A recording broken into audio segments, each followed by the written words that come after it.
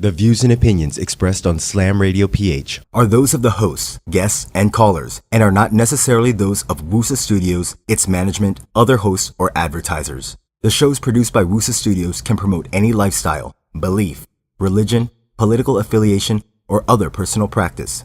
These shows are for entertainment purposes only and might include strong themes, images, sex, or language that may not be suitable for all audiences.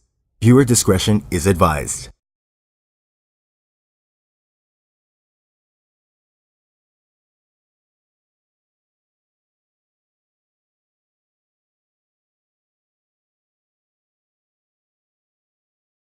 Welcome, ladies and gentlemen, What's to up, guys? Slam Radio Hey. PH, episode 27, handed out right now. My name is Aaron Atayde, the managing editor for SlamOnlinePH.com. To my right, you have the man that takes more shots than Japet Aguilar at the free throw line yesterday, Mr. Robbie Raya. up? And all the way to my far right, the one and only Fire Quinito, J. Mark Tordesillas, the managing editor, right, for Interactive, the sports portal for Interaction.com. Welcome. We have a lot of basketball to talk about today. Yesterday, of course, was the opening of the Philippine Cup, the brand new season for the PBA. Great showing by everyone. Not by everyone. Not by everyone, but it was a great show for everyone. Right? Everyone. I think it was pretty cool that we opened in 3 different cities all at the same time. That was pretty dope. Pero alam mo, may isa akong reklamo, diba? Pag-usapan natin yun later. No, we'll get to We'll get to that. Yes, but before we always start out the show, we did this thing last week. It's called shout out, where you can shout out to anyone, anybody, anything in the basketball world. It doesn't matter. Last week it was for the Greenies. For you, it was. Who did you shout out for to? the Miami Heat. Miami Heat fans who are also the Laker fans and the Golden State fans. Yeah. This week, my shout out is to Mark Cruz. Letran falling in the end in the finals to San Beda. It was a heartbreaking loss for them, but that guy's got some heart. He still has yet to, sabi nga ni J. Mark na hindi pa niya nabibili yung suka ng pinapabili na nanay niya. Pinabili nung start ng NCAA season, 6 na buwan na hindi pa nabibili. 6 na buwan pa lang ba yun? Hindi pa ata nalilito yung adobo sa bahay. Parang Peter Parker lang. Nala yung itlog, diba? So my shout out is to Mark Cruz. Kung di siya pinulikat, the game might have been entirely different, but yeah, that's the way the game goes. Robbie, who's your shout out? My shout out is for Kobe, the Lakers, and for all NBA teams that are continuing to donate whatever they can to Yolanda relief efforts. Thank you guys very much. Okay, J. Mark, if you could shout out to anyone, Yes, knowing that they're listening, kasi lahat naman sila nakikinig yes, sa atin. so I'd like to give a shout out to Miss Marian Rivera. Yon! Yes! Siya yung biggest star dun sa opening ceremonies natin kahapon. And tingin ko siya yung rason kung ba't nanalo yung Nebra. Could be. Grabe. Could be. And that's exactly where we're going to jump into right now. Maintain. Let's talk about the games. Of course, started out Manila Classico. Interesting game, J. Mark. Interesting. To say the least, San McCoffey was controlling that game for at least the first half, and then Barangay Ginebra just did not want to go away. Right. I think nung first half, prepared yung San McCoffey. In the second half, hindi sila prepared kay Dylan na bago. Saan ba lang galing yun? Diba? Kaya dun sila nagka-problema talaga. Robbie. You noticed the difference between the first half and the second half for Ginebra. No? Mm-hmm. The difference was the difference was the bench. Okay. In the first half, Ginebra's bench was composed of Orbistondo, Barakel, and other people. And you saw the stark difference. Monfort and Ababu came in with much more energy, and they were much more effective. And that was the telling blow for the game. It was weird to see how it all went down because of the fact that like a year ago when we all thought that Josh Urbistondo getting traded from Barako, that was like the hugest steal of a trade back in the day. Doesn't seem to be that much of a steal anymore. It seems like that Montfort trade was even more of a highway robbery. What is happening to Josh Urbistondo? I don't know. But have you, I don't know. I don't know. Who cares? But have you ever noticed he plays a lot like Steve Blake of the Lakers? Yes. Pati yung Urbistondo. tira. Wow, Oh, pati pati yung yung tira. At least si Steve Blake nakaka-shoot ng... Pero to be fair, nung bago naman nalipat sa Ginebra si Urbistondo. Yeah, he was pretty good. Was pretty good. And Barako Bull makes everyone look good. Yeah, and to go back to what you guys were talking about, Kanino, especially with that bench mob, me and Nico Ramos were watching the game together, and we were looking at Mac Barakael, and we were saying, is Mac Barakael dispensable on this team? Let's say that you could package Barakael and Urbistondo to get someone like, I don't know, a former Ginebra player that they had back in the day, like KG Canaleta. Would Air 21 go for that trade? Well, we don't know. Well, that's an interesting point because Barakael would provide a stretch four that would give their front court a different look. And the Kasi point ngayon, tatlong sentro yung nagro-rotate sa 4-5 positions. Exactly. Nila, diba? So, Barakael could conceivably do that, but Canaleta could also do that. Yeah.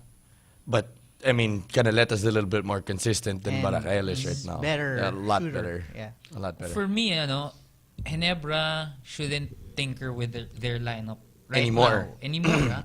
I think Barakael provides like an insurance policy.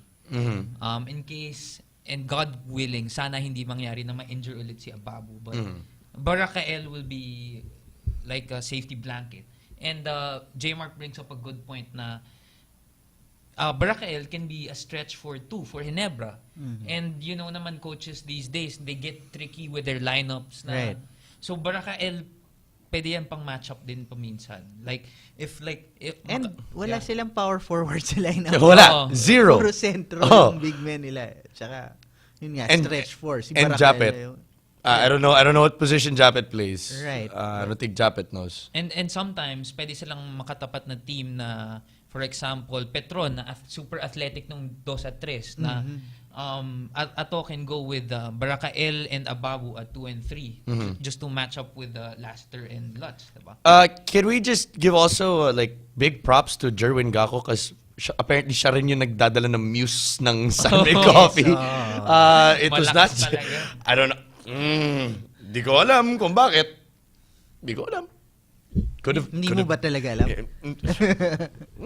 Could have been someone else, but they went with Gako.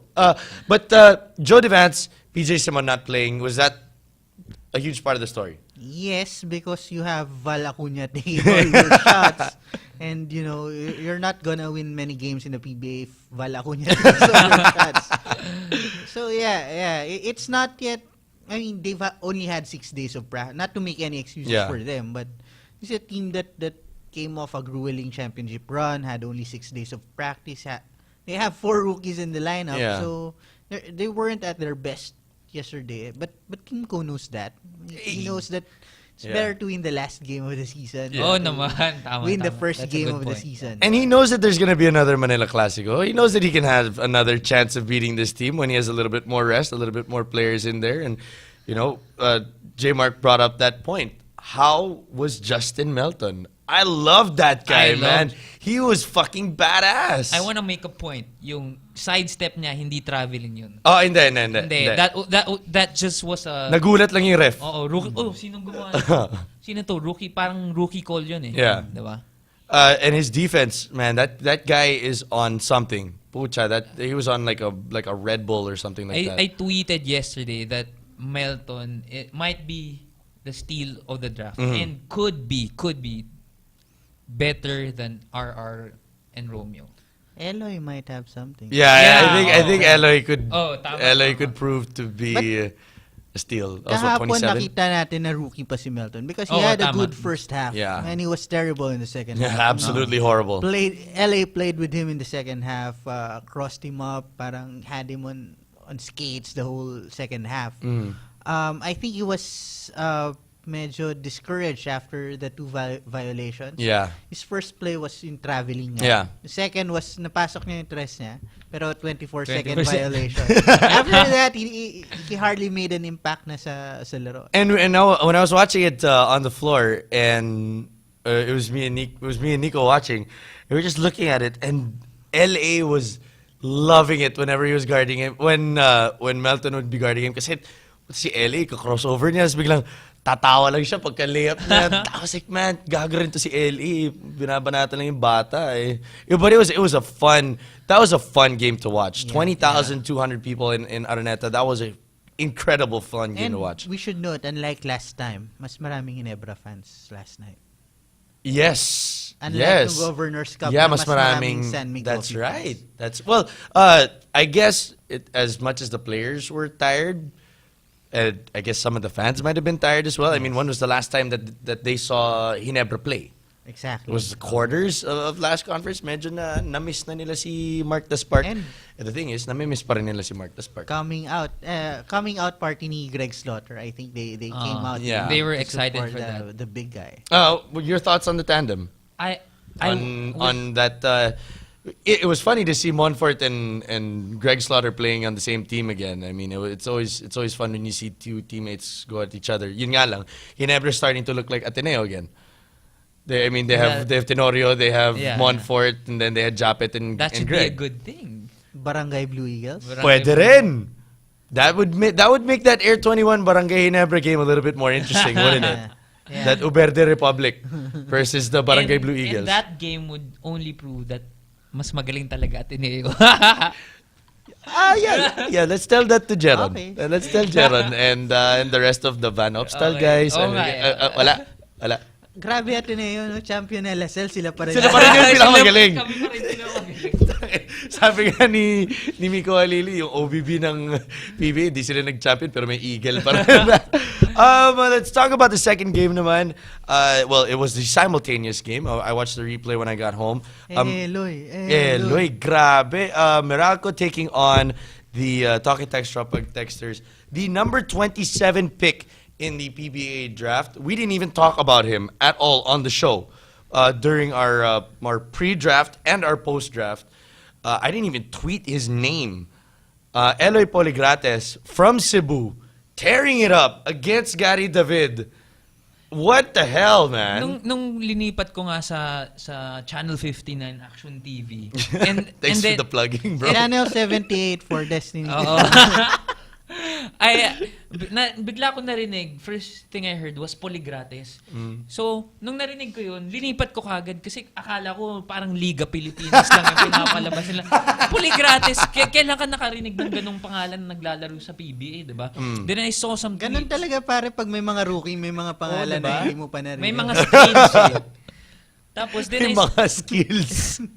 then I saw one tweet na Poligrates is going crazy with talk and text. Then I switched back to Channel 59 and he was crossing Gary David up. Yeah. It's a very impressive showing. It was interesting. And it was entertaining because he yeah. was playing in front of his Yeah. mga kababayan, diba? The Cebuano skip to Mailu. Yeah, it's funny because I mean there's so much talk about him now, but he has been the talk of the town of Cebu since his like entire career, since he was like 8. This guy's been like tearing it up on the court. He used to in the games daw, mga games nila sa Cebu, skip to Mailu talaga. He'd lay down, he'd dribble, he'd lay down on the floor, and he'd stand back up. Ganun daw talaga yung laro niya. That's why it must have been so much more like Poetic. poetic that it was there in his hometown, in the court that he played in so many times. When you see this, and of all the teams that he's doing it on, how does he fit in talk and text? I think parang siya yung nagbibigay ng libog sa talk and text. Okay. Kasi, Ako, gusto ko yun. kumbaga sa relationship, matagal na sila magkakasama. They've been together for 3 Philippine Cup titles. Kailangan merong So si kakaibang spice. Parang sa buhay. kasi kung napansin niyo, nababawasan na yung lipido ng kasi parang Hindi ko sinabi yun. so si Eloy Poligrates ang robust ng Token Text. Tama. Okay. So well, I mean, we did say last week na kailangan ng libog yung Token Text. Eloy Elibog. Elibog. Yun na yung pangalan niya. Okay. Yun yung pangalan ng episode name yung episode name natin. Elibog Poligrates. Baka walang mag-download. Oh, grabe. When you see talk and text, they get that. Actually, when I was watching it, and I said, this is the Calvin Abueva effect on talk and text. Exactly. Because I mean, Alaska was not winning. They needed that libog.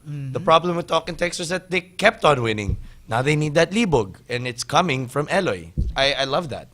It's their wild card eh. Parang kumbaga kung si Manny Pacquiao merong secret Manila Ice Punch. Yung Talk and Text has Eloy Poligrates now. Parang it's gonna be unpredictable for maybe for the first conference for other teams. Na yun yung parang wild card nila na pang gulpi de gulat. And it gives them a new flavor. And Norman never really actually Norman could maybe kind of make him like a Ryan Buenafe. Yeah, but different. I mean, the same effect. But not fat. Not fat. not fat. No, he doesn't have a clause in his contract saying that he needs to lose weight. It was not like that. So what's a Ryan Buenafe na not fat? Parang I can't yung gulpi de gulat, yung out of nowhere. Hindi naman on the court. On the court. Hindi gulpi de gulat sa labas, di ba? Mahirap yun when we're talking about. Pero my question is for si Norman kasi he doesn't typically hindi niya gusto yung mga ganong type of players, diba? Actually, hindi. I can, and this betrays how old I am. But, when he first took over Movie Line in 97, he had this player named Lowell Briones. Okay. Oh, who was a rookie, and he was also from Cebu. Tama. Ganun He was din. gangbusters in his first few games. And then, I remember Briones. hindi, I remember. pero hindi rin ganun umasenso, pero ganyan din yung impact. So, there's precedence for this. We'll see. I mean, I'm excited to watch. I can honestly say that I am excited to watch the next Talk and Text game because I want to see Eloy. I want to see what he does, especially in Manila. Tapos i-bench ni Norman kasi. Wala. Baka ma-scout eh. Huwag na. Okay na yan. And ang isa pang gusto ko, ang ganda gusto ko yung accent niya eh, Cebuano. Yung interview niya solid Ibang solid eh. Tapos parang he looks like a total badass. Parang ayaw mo hindi ka makikipagsuntukan sa kanya. Yung interview niya kay Magu, ganun lang siya. Okay na? Pwede na magsalita? I was like, puta, this guy's the shit, man. Tapos hindi pa siya pinapabati, bumati. Ayup eh. And then our third game, it was the Alaska Aces taking on the Rain or Shine Elasto Painters. Jeric Teng, bang. First shot eh. First shot. Alex Nuiles, first shot. Raymond Almazan showed up. Ryan Buenafe, first shot too, na-shoot. How many did Ryan score? 5, I think. I'm not sure. I haven't seen the box. I didn't see the box scores either, but it was good to see the rookies doing well. But if there's another thing that we want to shout out to Davao, man. Those guys are fucking awesome. They packed that place at 2:00. The game was at 5, and it was packed at 2.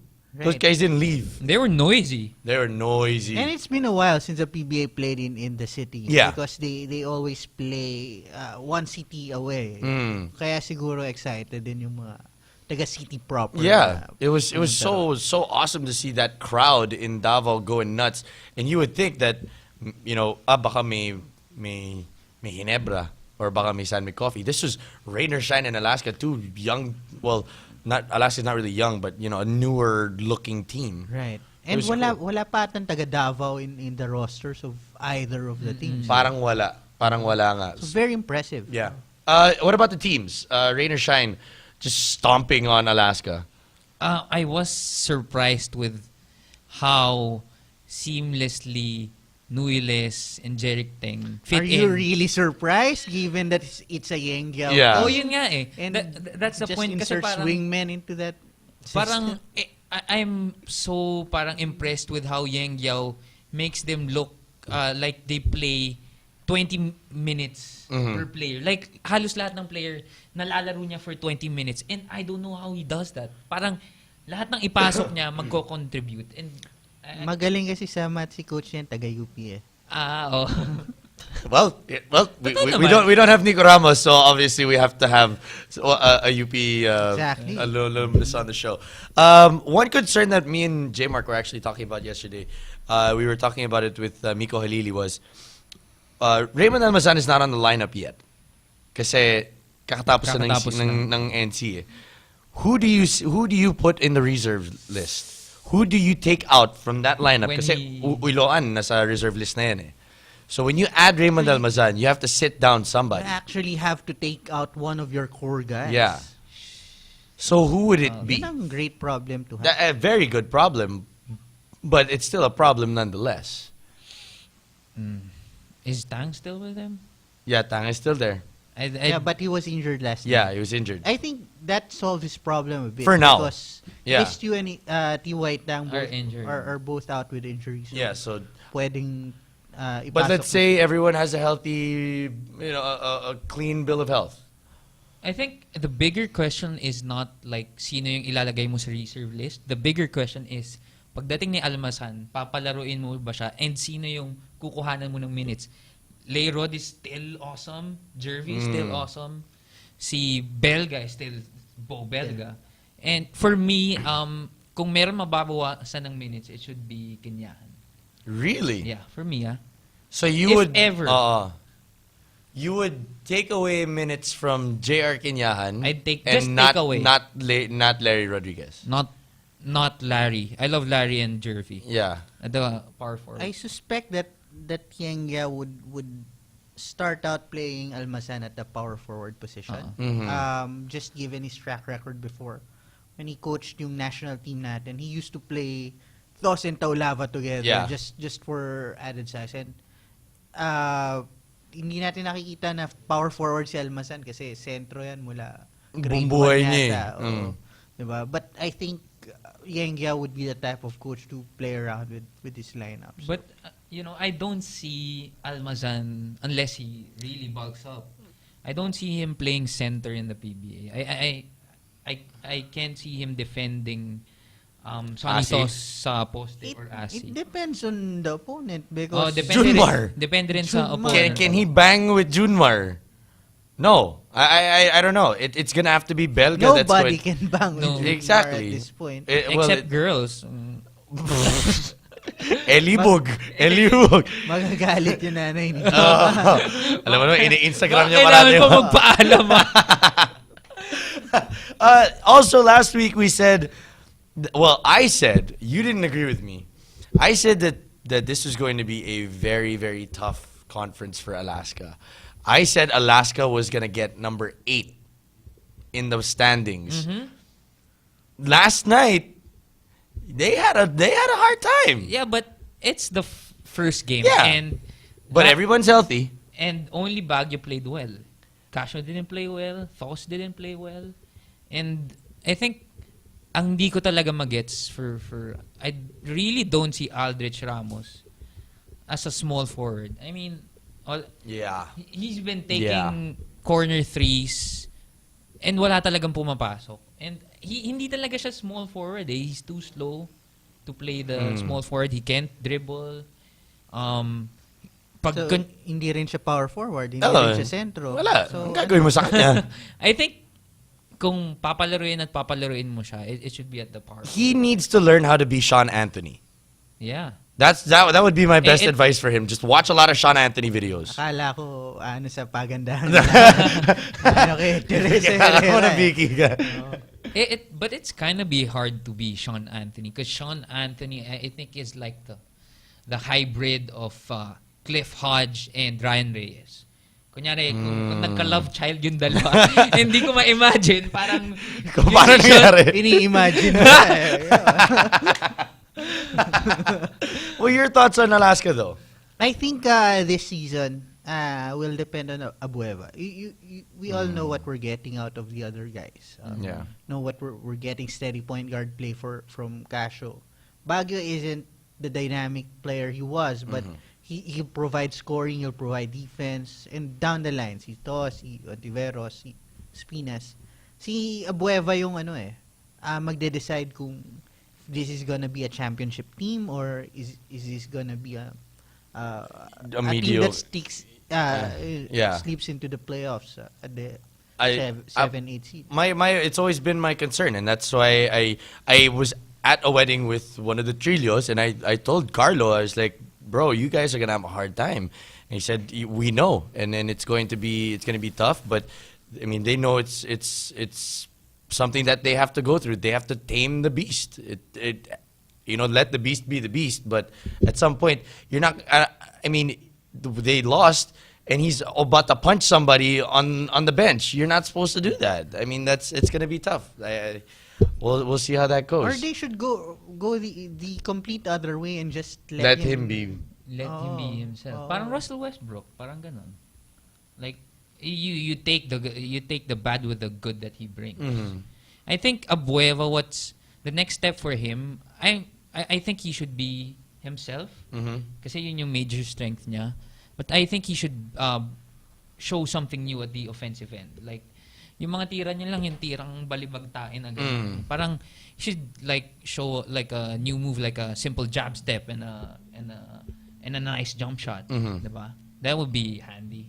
That would be handy. Or a more consistent jump shot. That would go away. Something.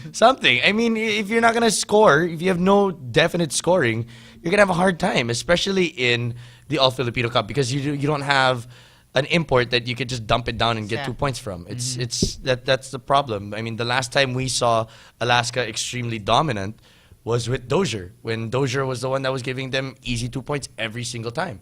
Now that they haven't had that for 2 conferences, I don't know. It's going to be tough for me. I think apart from, on top of Abueva, I think Casio should be more consistent. Kasi merong nights na si Casio would drop just like 6 points and 2-3 assists. There would be nights that he'd score 15 and 9 assists. I think he should take the next step na being a consistent nightly superstar or an all-star. Like every night maaasahan.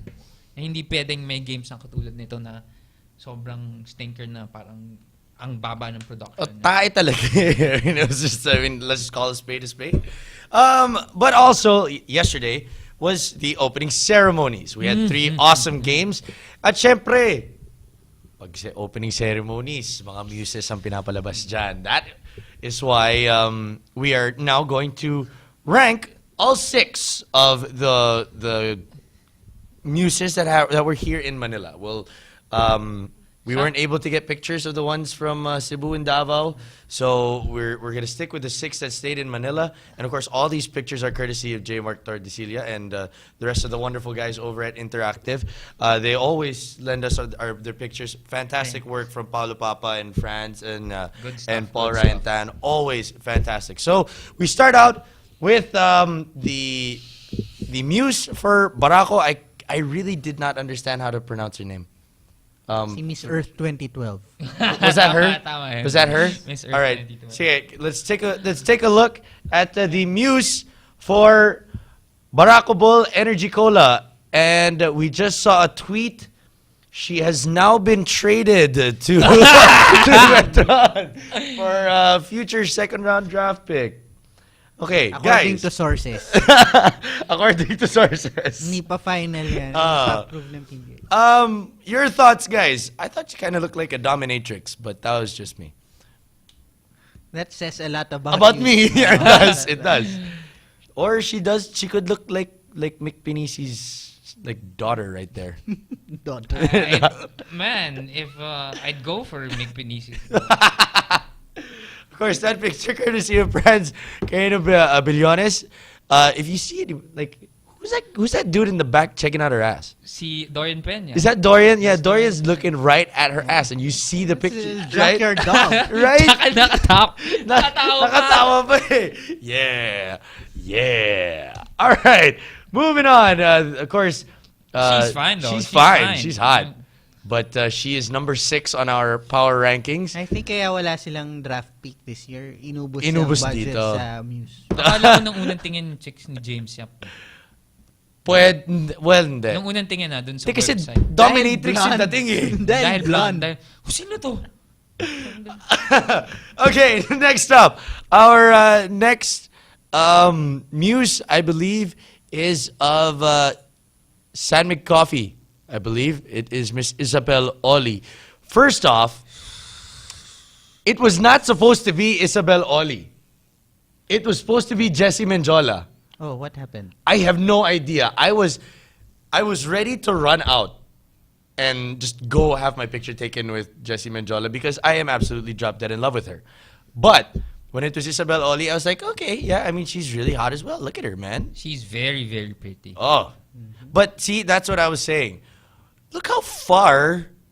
Where's James? Andun sa likod. I don't sa know, likod what? ni Ian Sanggalang. Si May, James Yap ba may yun? isang picture pa na pinatabi talaga nila. Ah, si James. seryoso? Oo.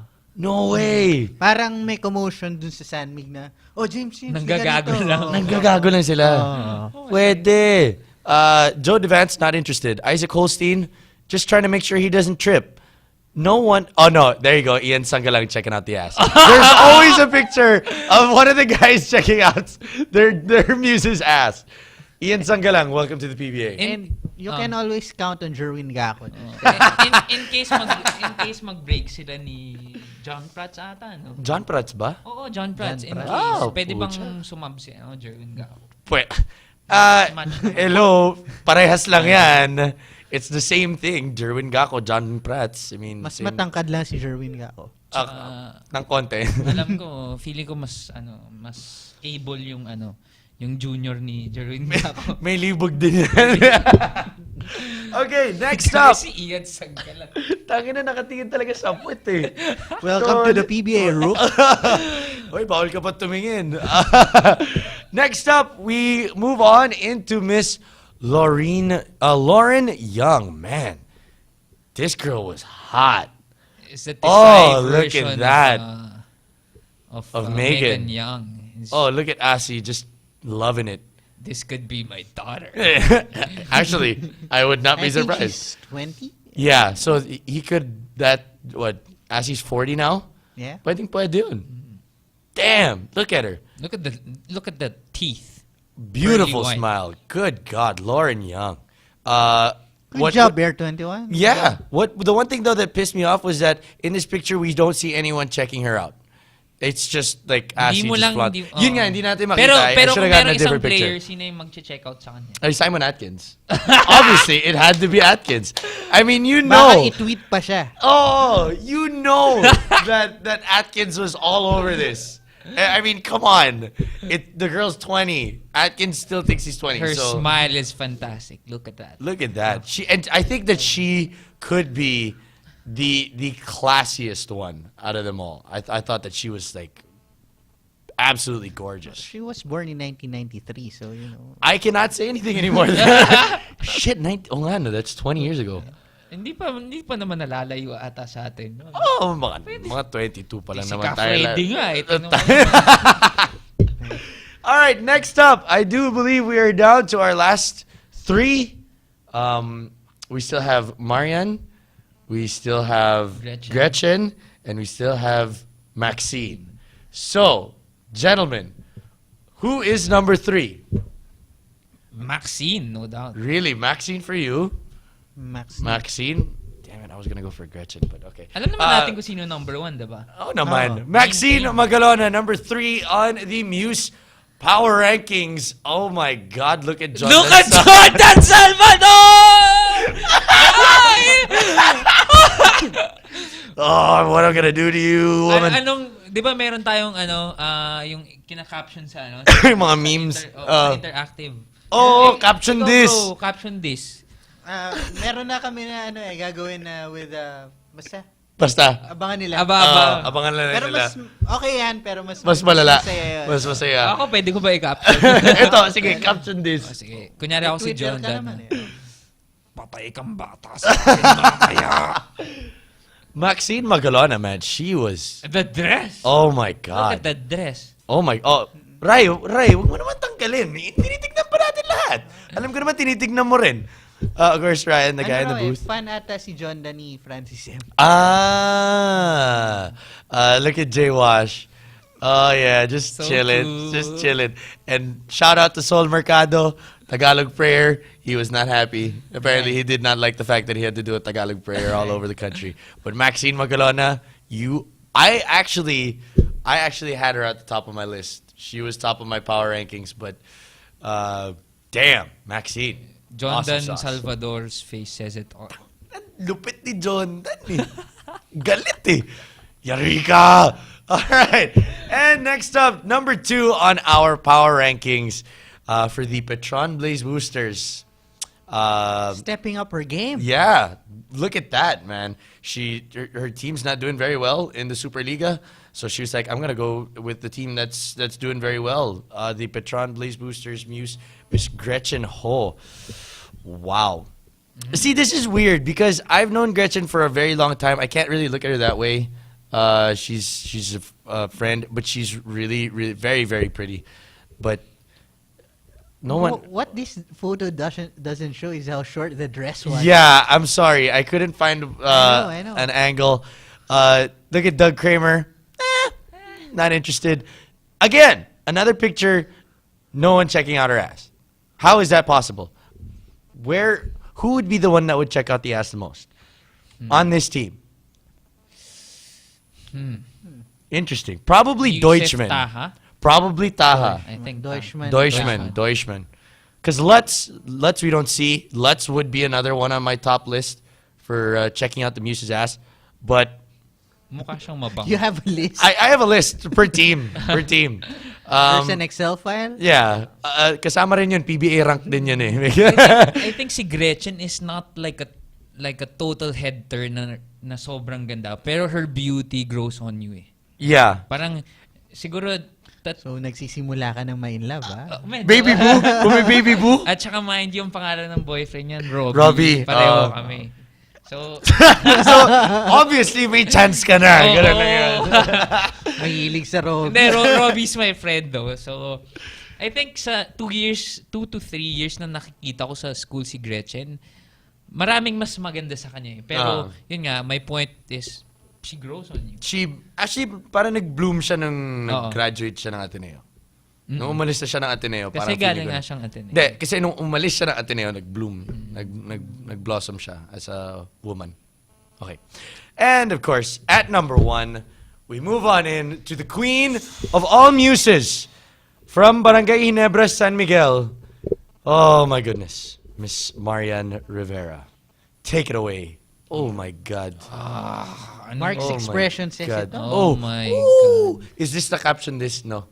No, There's another one. Mas malala pa. Mas eskwela. Maskwela. Oh my God. Marian Rivera was absolutely gorgeous. Oh my God. I mean, Kumukulo na yung dugo ko ngayon. grabe. I mean, Tamang-tama yung episode name natin. oh, Elibog Poligrantes. Hashtag maintain. Oh, Maintain. grabe. Tingnan mo naman yung mukha. And I mean, what she was wearing was gorgeous. Yeah. And the fact that she was doing it in Barangay Dome was fantastic. Right. Any thoughts, Robbie? At sa tingin ko, sinasabi ni Kagiwa dyan, sabi niya, nakita mo kilikili ko. Kinis, no? Pwede. Sabi niya, nga maintain. Maintain that, kilikili. Marian Rivera, our number 1 in the Muse Iba Power naman talaga Rankings. yan, iba. Grabe. I mean, I wish it was Alam mo, easier. nalulungkot ako na hindi na uso yung mga X-rated para sa mga na movies sa Starlets na hindi naman you should bear it all, pero 'di ba? Okay. Saan galing to tangent Oh, na to? saan galing tong train Kasi, of thought? ang Nakatingin tayo kay Marian. Sinabi mo lang yung kilikili ni Mark Kagiwa, bigla na nasa Starlet movies na tayo. Kasi di ba dati yung mga top starlets natin, may Akala ko, eh. nalulungkot nila. Nakalungkot talaga yung development na yun. Pero what's Inevitable your na point? magkaka parang bold movies. Baka diba? pwede Parang- kong hingi yung USB ulit. Yan. Kasi may mga pictures dito na nakikita ko na baka pwede natin pag-usapan din. If Marian, merong isa dyan yung kay Tenorio tsaka kay Marian. Yun siya caption this sana. Meron ako nakitang iba rin dito. Abangan natin yan. Pwede natin pagsama. So again, back to your point, ano ulit yun? if Marian was popular nung late 90s, we'd probably see a movie na starring her na would be entitled parang Patikim ng Mansana. Parang ganun. Diba?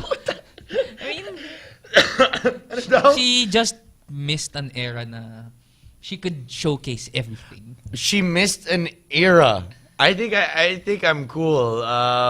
Just na ganyan lang. I think I can really enjoy. Ito, maganda tong picture Parang na to. feeling ko alam ko na yung caption this niya. Of course, I mean the opening ceremony coming to a close. But if there's one thing that you could take out of the opening ceremony that happens every year, if there's one thing that we can finally remove and it's become cliche in opening ceremonies, what would it be? Ako, 10 years ko na tong sa lahat tata ng pinag-vlogan ko sinulat. Can we take out the dance numbers in every basketball opening? Kahit sa barangay. Okay lang siguro sa Sa barangay, barangay kasi okay lang. kilala mo yung nagda-dance number. Pwede mong kansawan. Pero, is there ever a person na, look, I've been without basketball for a month. It's finally back. Pero let me watch some dance numbers first. Tsaka yung mga weird dance numbers pa, meron mga ganun no, sa mga past ceremonies. Or even diba, parang hindi ako fan ng PBA pero may dance number dito. So Manonood ako. Kasi balita ko magaling sila sumayaw. Oo. Tapos magiging fan na ako dahil dun sa dance numbers na. Ano? Value added na. Ako, if there's one thing that I would remove, for all, including lahat ng mga barangay, pang-intrams, lahat. Please, dear God, ayoko na yung banner. Please, can we stop with the Maganda nga banner? yung banner kasi I barangay actually na barangay yung oo, dating. tama. I like the banners, Parang man. PBA ka na, may banner Oh, ka pa may rin. freely pa dun sa side yung parang sinasama ng mga pag nagpapagawa ka ng jersey, yung mga sobra Kasi sa tela. with the banner, parang nai-involve mo yung mga sumasali sa mga paligid, no? Oh, Parang actually, din ganun kami. yung dating. Oh, Ganyan din kami, ginagawa din namin. Million man yung binabayad sa amin. Pare-pareho tong laro natin. Billion pesos worth of a Right. team, di ba? Pero hindi. May banner Giga pa pa rin kami. ang Basketball team. Kata naman na basketball team. Saka yung maganda yung 2013-14 season. Basketball team, tangina. Yun eh. Okay. Ako wala akong tatanggalin except dun sa sinabi ni J. Mark na gusto ko talagang tanggalin yung mga dance numbers na yan. Ako may gusto akong idagdag. Oh. As in, gustong-gusto ko talaga. Kailangan next year, nasa ceremonies na siya. Alin? Dapat andyan na si Chichay. Yes! Muntik na akong makalbo sa stress kahapon dahil wala si Chichay. I mean, Kinausap ko si Papa Bear. oh, At si, ang pangalan ni Coach Ronnie doon. May pangalan siya doon eh. Hindi kasi ako nanonood, sorry. Ako, never ako nanonood noon. Nung nakita ko lang nag-tweet si Jero na nandun siya, support a friend, nanood ako. Na-in-love din ako kay Chichay. no, iba? 18 years old pa lang siya, bro eh. Legal na. Anong ginagawa mo nung 1995? Oo nga. 1995. Umiihi pa ata ako sa brief ko noon. Ayun yung edad niya ngayon. Good luck with that. Good luck with that. I believe we have a few more pictures just to showcase. Sorry, one our more views. thing about The- dance numbers. Yeah. Siguro the one way Mainit talaga dugo nito sa dance number. they can improve it. Alam mo yung sa school, kaya masaya sa school yung mga nagda-dance number. Kasi yung mga teacher yung Oo, dapat yung mga governor. Oh my God! Tapos sa gitna si Kume. Tapos gumagano-gano si Kume. Cheer yung mga player. Ganun. Parang sa school talaga. Yung mga players magtatawa. Laugh trip yun. Imagine mo si tama Robert yun, nun. Ah. Grabe. Tsaka si Mondragon, gumaganon-ganon sila. Puta, laugh trip yun. Oops, Kiri. No? Oops, Kiri. Gimme. Rai, we have 3 more pictures, I believe. Ayan, just 3 more pictures to look at before we head on into our final segment on the show. Game. Sana. Yon. Hindi, medyo... Mukha siyang mataba dyan, pero hindi talaga. Hindi, kasi Bakit na-stretch yung gumanon? na-stretch. Bakit ganon? Baka stretch yung picture. Shit. Oh well. So that's of course Maxine. Yon! Yun. Anong That's the one that I sinasabi saw. niyan? Kasi Parang si pagsisimula ng away Alex, ang picture na yan. Si Alex parang may ginagawa. Okay. And lastly, one more picture. Yon! Yung bata ko! Yan ang mukha ni L.A. Bata ko yan. L.A. Tenorio. Tama? Sabi niya, uy, mas maganda yung kili-kili mo. And may isa pa. Kasi pinag-usapan naman natin kanina na naka-wide din pero hindi mo naman pero, niya iksi. ganda ni Lauren Yang. Grabe, Lauren Yang no? Yung pa rin ka pa rin nakatingin eh. Alright, well, there you go, ladies and gentlemen. Our muses for the 2013-2014 season. Thank you to Interactive, of course, always supporting us with our pictures. Now we move on into our final segment on the show before we wrap things up. It's time to play some one-on-one with J. Mark and Robbie Raya. For those that don't know, mga bagong fans dito sa Slam Radio PH, Robbie is the man that takes a lot of shots at players. He's not a big fan of James Yap in particular. For those that don't know, J. Mark Tordesillas has been a Pure Foods fan for his entire life. Yes. And I was an Alaska fan in the 90s. Yes. 1996, di ba? Malupit yung labanan nun. Oo. And, I mean, if you look at both of their Twitter feeds, these two are very vocal. So now, we want them to be vocal against each other. So we're gonna have one-on-one. I give one statement, and they both say what their piece is. Obviously, they don't agree with the questions. I already let them know what it was so that they can prepare their statements in their head. I will be the one to decide who wins per point. It is best of 3. First to 2 points wins the game. First question, and being that it is, we'll save the best one for last, but right now, on the team preview that we had on slamonlineph.com, written by Mr. Robbie Raya, Robbie said that the front court tandem of Greg Slaughter and Japet Aguilar is an overrated interior defensive team. Explain mo. Explain. Okay. I think, sinabi ko rin dun sa preview na yun na Slaughter and Aguilar will be the best rim protecting tandem in the league. Rim protector! They will be, no doubt, ang haba nila eh. Pero ang question ko dyan is yung post defense. I mean, I'm sure, J-Mark, you've seen Sean Anthony score at will. May crush ka ba kay Sean? Hindi naman. Ginagawa ko lang siya. Kanina love siya eh. Ginagawa ko lang siyang example kasi small forward siya. Tapos, there was one game na kinain niya ng buo si Aguilar sa poste. And Aguilar is what? A 6'9" long power forward na ang haba eh. Pero kinain siya ni Sean Anthony. And sa international competition, halata. Kapag si Aguilar is in the game, they go straight to the post. And what happens? 2 points off of post play. And moving on to Slaughter, my main concern with Slaughter, although I was surprised with his mobility kahapon, and I think he improved talaga from Ateneo. 20 seconds. I think Slaughter is a liability when it comes to pick and roll defense. I've seen Jerick Fortuna Make mincemeat out of it. oo, 10 seconds. kasi hindi siya aangat sa perimeter. Libreng jump shot kagad yun and medyo madali siya iwanan. And Coming off pick and rolls. stop. Okay. J-Mark, Okay. you have a minute. Explain why they are not a joke of a front court defense, okay? And go. May mga point naman si Robbie but he looked at those guys in an individual manner. Tama.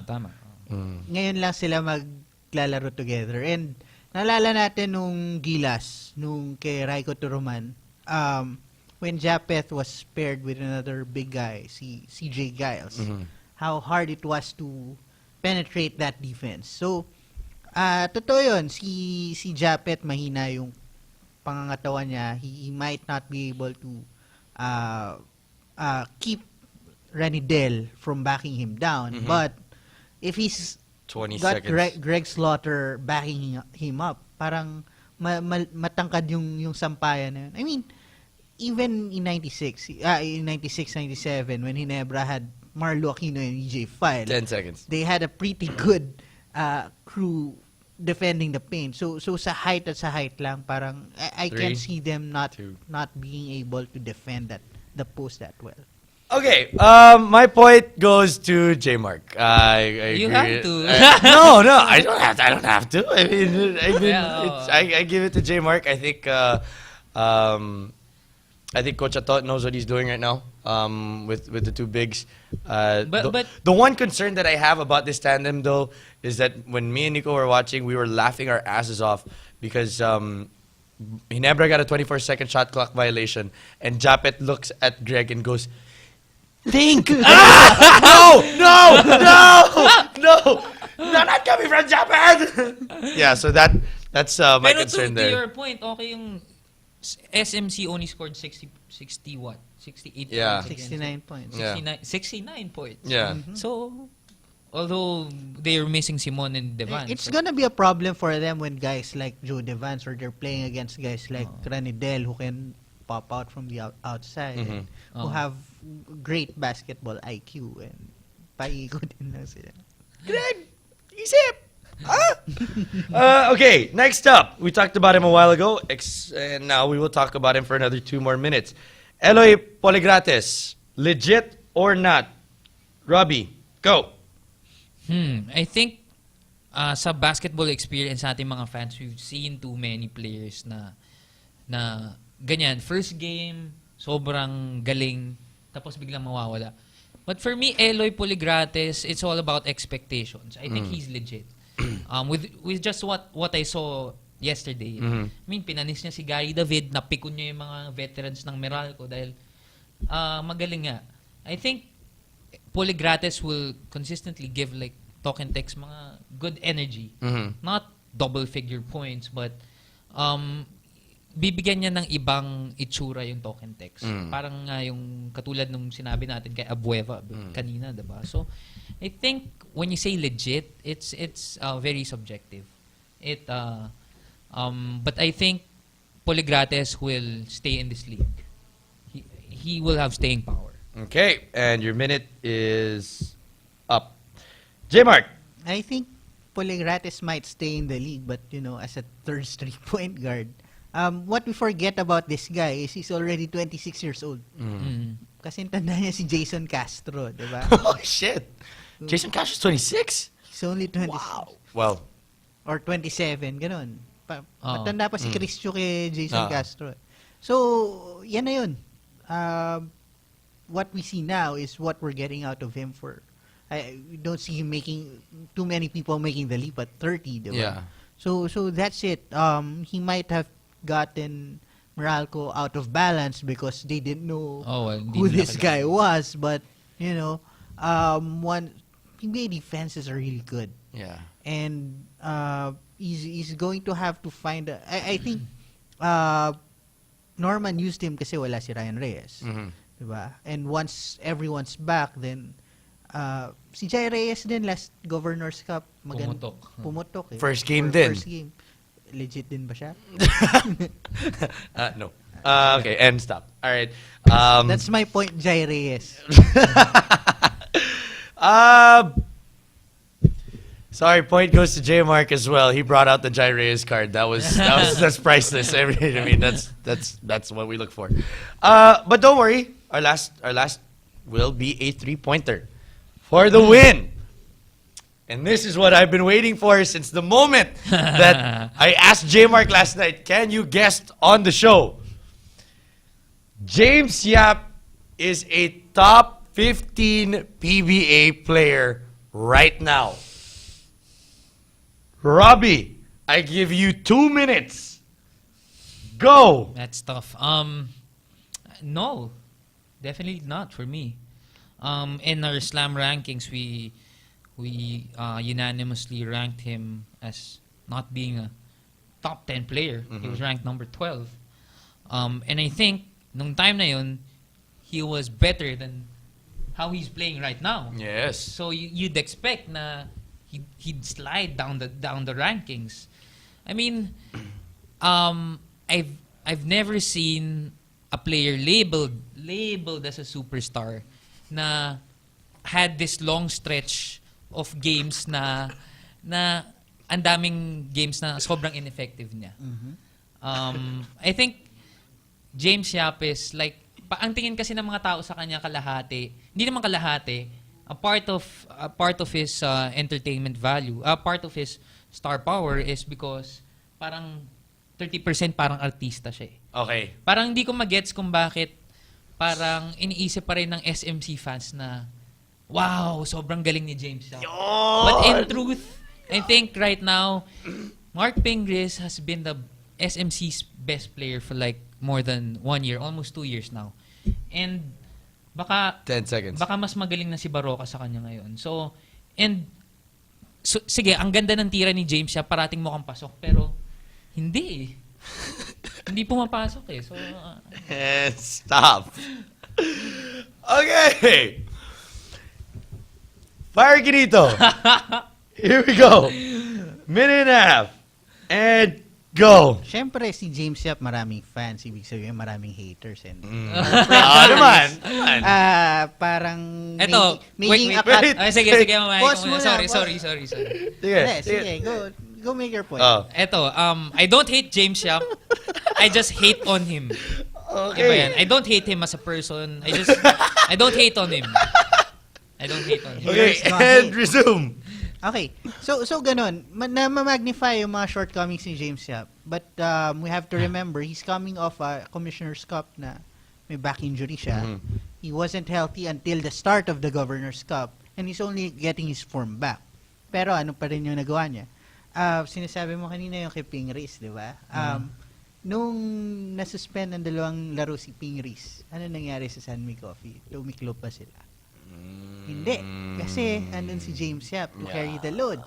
Even without Pingris there, without Devance there, it was only Yap and Blakely who was carrying the load. And he still does it on defense.